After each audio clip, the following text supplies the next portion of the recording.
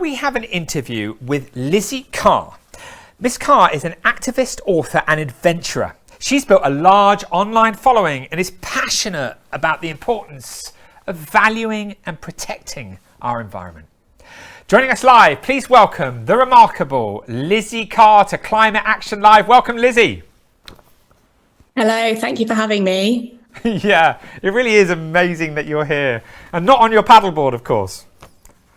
Not on my not today, not yet. So Lizzie, could you tell us about yourself and your journey to this point? Sure. So first of all, thank you for having me and putting this all on. I think it's incredible. I'm Lizzie Carr. I'm an environmental campaigner, endurance paddleboarder, and the founder of a non-profit called Planet Patrol.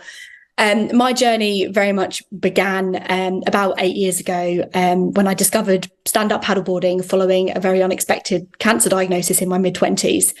And until then, like most people, I was living in an environmental sleepwalk, and it was quite a selfish existence, really. But being on the water, taking up paddleboarding to help my recovery and observing nature firsthand and seeing the scale and extent of the problems that we're facing with not just plastic pollution, but other forms of marine debris and poor water quality and other health indicators. Everything is just magnified when you're on the water. You're not just observing nature, you're very much part of it. And for me, that was like the motivator to really start doing something and taking action. At that time, there was very little attention on environmental issues. This is going back to about 2016. And of the attention that was given, the focus was largely on marine environments, on our oceans, and not on our freshwater environments, where a lot of ocean pollution stems from. So for me, it was about concentrating on the places I was paddleboarding, the places that essentially helped restore my health, and were consistently there for me when I needed them. And my journey, I suppose, has really been a way of giving back to those blue spaces that have given me so much. Absolutely amazing. So can you talk to me about how bad the situation is in relation to single-use plastics, and talk to us about the damage it's causing?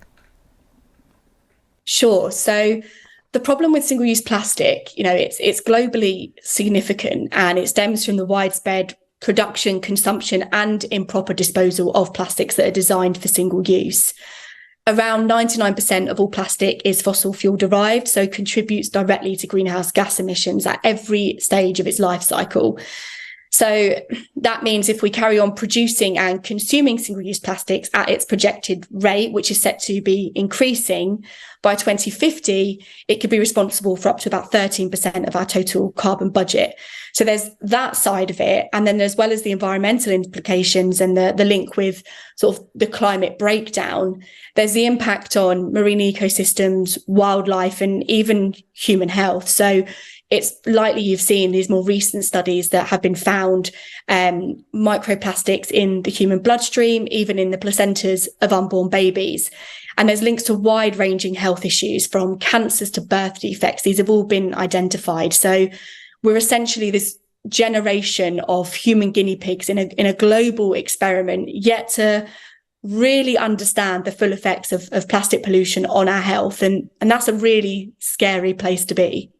Given the severity of the situation that you've just described, which we know to be true, what has humanity got to do to get through the crisis, Lizzie? And do you think we're capable of turning this around? Yeah, it's a good question. I think ultimately single-use plastic is a design failure, and the focus needs to be on reducing plastic production. It requires a complete reimagination of the entire system so that waste is eradicated and we can start accelerating towards a circular economy rather than the one we exist in now, which is a linear one. And I think we need to see a lot more urgency and action from government. I'm talking specifically about the UK, to implement effective regulations and legislation around things like the DRS, the deposit return system, and the extended producer responsibility, where the polluter pays for the impact of their products and is held accountable for the pollution that it generates. And I suppose, of course, there is the responsibility on us as individuals to make better choices where we can and use our money to vote for the future that we want. But this isn't alone the solution. This is part of it. That needs to be part of wider system change. These are all interlinked. So, yeah, I mean, I am hopeful, but I think a lot of this is down to bolder, more ambitious measures by government and enforcing them in a timely way. And really, I think we're yet to see that happen. Okay. So, look, you're the founder of Planet Patrol. For those who don't know, could you tell us about Planet Patrol and the mission?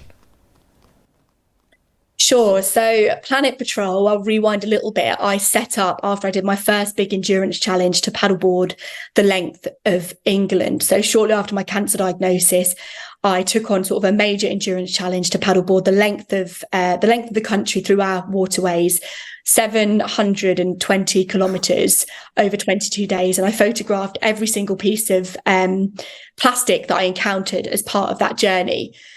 And by the time I finished that challenge, I then I decided to set up. I wouldn't say at the time it was really a movement, but what has now evolved into Planet Patrol was an environmental non-profit. And the core mission of Planet Patrol was to tackle, at the time, plastic pollution, but now more environmental issues through a combination of community action and data collection and technology to create evidence-based solutions that can drive positive change. So our core activities as an organisation now are organising cleanup events all over the UK. We run them in America. We run them across Europe, where volunteers can come and participate in free paddleboarding sessions combined with a litter pick. And they pick up not just plastic, but all types of single-use litter in the environment. And that's a really important point to make as well. This isn't a fight against plastic pollution. This is a fight against the single-use culture. But they come and they remove all this litter, and then they use the Planet Patrol app to record their findings. So we understand a bit more about the brands, the composition of litter that they're finding, the exact locations that they're finding it, so that we can start to really identify patterns and trends and use that to help government and industry make informed decisions based on facts rather than guesswork. And then another part of what we do as an organisation more recently is around water quality. Now, if you've been following the news, every week we're seeing a lot about sewage spills and how our waterways are really in a very dire state. And that is, unfortunately the reality. And as a paddleboarder, I've seen the deterioration of our waterways over a number of years. But what we're doing at Planet Patrol is we're rolling out another citizen science project where the general public can participate over a sort of a prolonged period of time on a monthly basis. We provide them with a test kit, and they can go out and test the quality of their water in their local community. So again, we have this really comprehensive understanding and indicators of problems and pressure points up and down the UK. And then beyond our cleanups, we do a lot of advocacy and education work and awareness campaigns with schools and community groups to try and motivate and inspire sustainable behaviours. So I think ultimately we're trying to create this ripple effect of empowering individuals to become environmental stewards in their communities and agents of change, because a lot of good can stem from one person. You talked about picking up plastic all the way through those waterways. How many pieces of plastic did you pick up? So what I did on those waterways was I recorded around 20,000 pieces of plastic, and then I went back to the 5 key hotspots. I heat mapped it, went back to the 5 key hotspots, and I then collected the litter. I didn't do it as part of the journey because it probably would have sunk my board, to be honest. But I returned afterwards, picked up the litter, and then I made a raft entirely out of plastic bottles, and I paddled it down the River Trent through Nottingham. I did see in the news about the waterway. I think somebody was a bit upset that actually people had noticed that the waterways weren't as clean as they were, correct? Absolutely. So the chief executive of Water UK, which is essentially the body that looks after and lobbies for all of the water companies, recently had said something along the lines of not necessarily the blame, but it's the rise in people using our waterways, paddleboarders, wild swimmers, canoeists, calling out the dire state that they're in. That's the problem, rather than the fact that sewage is being spilled into our waterways every single day across the country, which I think is, I'm sure you'd agree, slightly tone deaf and really underestimates the anger that people feel around this issue, and how protective people feel of their waterways, especially now more and more people are accessing them for leisure and recreation. Yeah, well, let's make sure that when we do use the waterways, we're doing that in a really safe way, obviously. But can you tell me, I was interested to hear you say that you've seen a deterioration, in the rivers. That worried me to hear slightly. So you're not seeing an improvement, you're seeing something that's deteriorating? Yeah, absolutely. I think, from my personal experience, I think the turning point for me, I think there's been two turning points in my journey. The first was the trigger for me to really campaign for our waterways, and that was paddleboarding on the Regent's Canal and seeing a coots nest that was made almost entirely of plastic when I was training for my first challenge. And it just was devastating. It was heartbreaking. And unfortunately, that's become a really common sight along the waterways ever since. But that was sort of a real moment for me. And then when I was training for a paddleboarding expedition I was doing along the Hudson in America on the River Trent, I live in the Midlands, I fell ill actually after falling in the water. I ingested some water and got really ill. And at the time, it's kind of the joke is, if you get ill, then just drink a can of Coke and you'll feel better or whatever. And it was really normalized. Being sick from our waterways has become something that people just accept.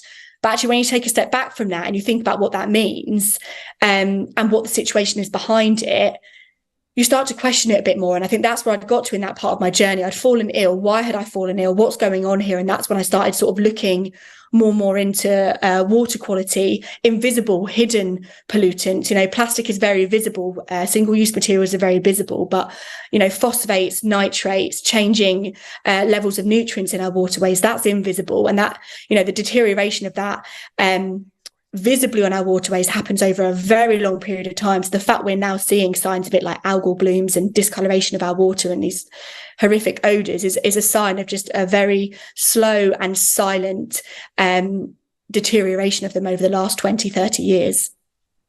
Okay, Lizzie, thank you for that. So we've got about 2 minutes left. I have to ask you, if people would like to support you and find out more about Planet Patrol, how can they best do this? I mean, there's lots of ways that people can get involved. The very nature of our organisation is around community and ways for people to take meaningful action to support the climate movement. So you can join a cleanup. So head to the website, which is planetpatrol.co. And join any of our cleanups that are happening all over the country. We provide the paddleboard, we provide all the kit and equipment, we have qualified instructors.